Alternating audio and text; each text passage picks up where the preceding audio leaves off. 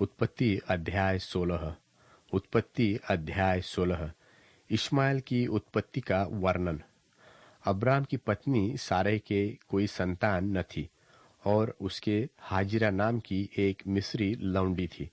सो सारै ने अब्राम से कहा, देख, यहोवा ने तो मेरी कोख बंद कर रखी है, सो मैं तुझसे विनती करता हूं कि तू मेरी लौंडी के पास जा।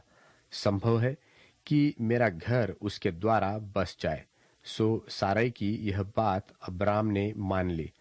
सो जब अब्राम को कनान देश में रहते 10 वर्ष बीत चुके, तब उसकी स्त्री सारै ने अपनी मिस्री लौंडी हाजिरा को लेकर अपने पति अब्राम को दे दिया कि वह उसकी पत्नी हो, और वह हाजिरा के पास गया और वह गर्भवती हुई।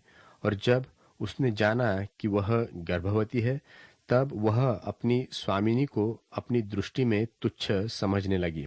तब सारै ने अब्राम से कहा, जो मुझ पर उपद्रव हुआ सो तेरे ही सिर पर हो।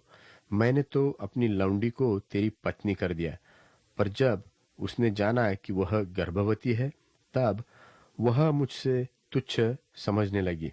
सो यहोवा मेरे और तेरे बीच में न्याय करे।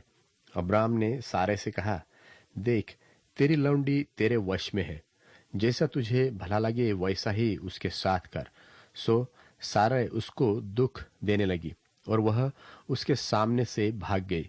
तब यहोवा के दूत ने उसको जंगल में शूर के मार्ग पर जल के एक सोते के पास पाकर कहा, हे सारै की लौंडी हाजिरा, तू कहाँ से आती और कहाँ को जाती है?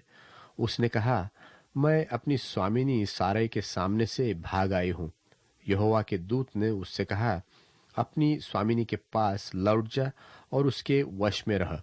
और यहोवा के दूत ने उससे कहा, मैं तेरे वंश को बहुत बढ़ाऊंगा, यहाँ तक कि बहुतायत के कारण उनकी गणना न हो सकेगी।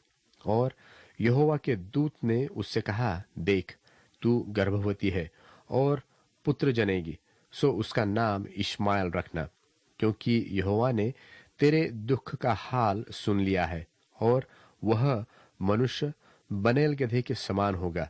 उसका हाथ सबके विरुद्ध उठेगा और सबके हाथ उसके विरुद्ध उठेंगे, और वह अपने सब भाई बंधुओं के मध्य में बसा रहेगा। तब उसने यहोवा का नाम, जिसने उससे बातें की थी, अत्ताएल रोई रख कर कहा कि क्या मैं यहाँ भी उसको जाते हुए देखने पाई जो मेरा देखने आ रहा है? इस कारण उस कुएं का नाम लहैरोई कुआं पड़ा। वह तो कादेश और बेरेत के बीच में है। सो हाजिरा अब्राम के द्वारा एक पुत्र को जन्म दिया, और अब्राम ने अपने पुत्र का नाम, जिसे हाजिरा ने जन्म दिया था, इश्माएल रखा। जब हाजिरा ने अब्राम के द्वारा इश्माएल को जन्म दिया, उस समय अब्राम 86 वर्ष का था।